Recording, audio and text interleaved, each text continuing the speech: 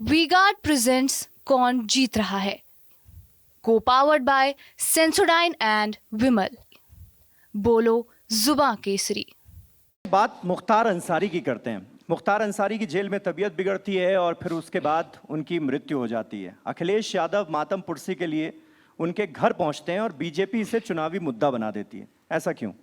Samajwadi party vote bank की राजनीति करती है और वोट बैंक के लिए तुष्टीकरण की राजनीति करती है। मुलायम सिंह जी वैचारिक दृष्टि से हमारे धुर विरोधी थे, लेकिन जब उनका निधन हुआ तो पूरी भारतीय जनता पार्टी उन्हें श्रद्धांजलि देने उनके जहां उनका निवास था हम सब लोग गए। आदरणीय कल्याण सिंह जी का निधन हुआ, बड़े नेता थे और जो संवैधानिक दायित्व पर लोग बैठते हैं वो दलीय सीमा से बाहर रहते हैं। समाजवादी पार्टी के नेता अखिलेश यादव जी वोट बैंक की राजनीति के कारण उन्हें श्रद्धांजलि देने नहीं गए और एक भी शब्द उन्हें इतने महान नेता के लिए उन्होंने उनके निधन पर शोक प्रकट करते हुए नहीं कहे। ये कहीं ना कहीं समाजवादी पार्टी की तुष्टीकरण की नीति है और समाजवादी पार्टी और कांग्रेस की हमेशा एजेंडा रहा है समाज में जाति, क्षेत्र, भाषा के नाम पर विवाद करना, लोगों को लड़ाना और अपना एजेंडा सेट करना। आप देखते होंगे कांग्रेस के लोग और इंडी गठबंधन के लोग आप दक्षिणी भारत को उत्तर भारत से अलग करने की बात करते हैं, भगवान श्री राम के अस्तित्व को नहीं मानते, भगवान श्री राम के निमंत्रण पर जब उनका प्राण प्रतिष्ठा होती है तो उसका बहिष्कार करते हैं। राम गोपाल यादव जी किस प्रकार से मंदिर के बारे में टिप्पणी करते हैं और अपने वोट बैंक के कारण और वोट बैंक की तुष्टीकरण की नीति के कारण ये लोग इस तरह की गतिविधि करते हैं। हमारे लिए देश प्रथम है और उत्तर प्रदेश के 26 करोड़ लोग और देश के 140 करोड़ लोगों के कल्याण के लिए मोदी जी और योगी जी समर्पित हैं। हम सब लोग उसी पर काम कर रहे हैं। राम मंदिर का आपने जिक्र किया, ऑपोजिशन के तमाम नेताओं से ये सवाल तो हो ही रहे हैं कि भाई राम मंदिर को लेकर आपकी सोच क्या है, प्राण प्रतिष्ठा कार्यक्रम में क्यों नहीं गए? तो उनका ये कहना होता है कि प्राण प्रतिष्ठा कार्यक्रम में ना जाने का मतलब ये नहीं है कि हम अच्छे और सच्चे हिंदू नहीं हैं। भारतीय जनता पार्टी धर्म के नाम पर राजनीति करती है, लेकिन हमारे लिए धर्म जो है वो हमारा पर्सनल विषय है, पर्सनल भक्ति का सबब है, ना कि राजनीति का।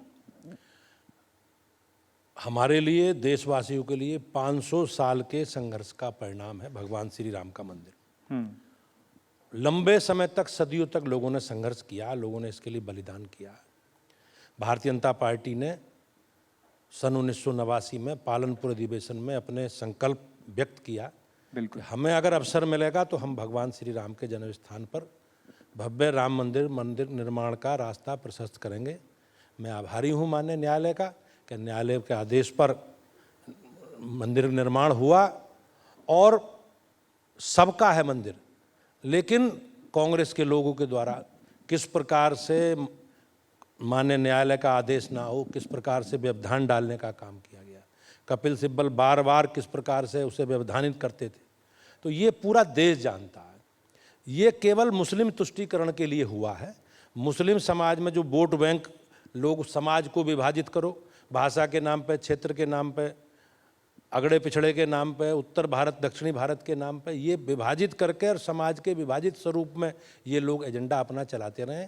भारतीय जनता पार्टी का संगठन भी सर्वव्यापी है, सर्वस्पर्शी है और हम हमेशा सामाजिक सद्भाव और सामाजिक समरसता की बात भारतीय जनता पार्टी करती है। आज पूरा देश और पूरा प्रदेश भारतीय जनता पार्टी के साथ खड़ा है। अच्छा भूपेंद्र जी, राम मंदिर का जिक्र हुआ, सुप्रीम कोर्ट का जाहिर है ऑर्डर आया और उसके बाद पूरे देश ने उस फैसले को सिर माथे पर लिया। राम मंदिर भव्य राम मंदिर बनकर तैयार हुआ, दर्शन के लिए लाखों लोग पहुंच रहे हैं, लेकिन ये सिलसिला यहाँ थमता हुआ नजर तो आ नहीं रहा है। अब भारतीय जनता पार्टी के तमाम नेता, यूपी में अगर हम बात करें तो केशव प्रसाद मौर्य, डिप्टी सीएम ब्रजेश पाठक, सभी के बयान हमने देखे। अब नया ताजा बयान आया है आसाम के सीएम हिमंता बिस्वा शर्मा का।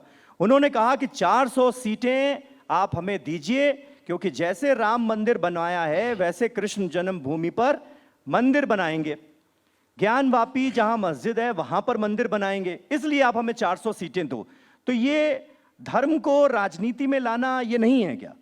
मेरा जहाँ तक मत है, राम मंदिर हमारे कमिटमेंट में शामिल है, हमने उसे पूरा करने का पूरा प्रयास किया और हमारे लिए गर्व का विषय है कि जनता ने हमें चुना इसलिए, हमें जनादेश दिया और हमने उसे पूरा किया है।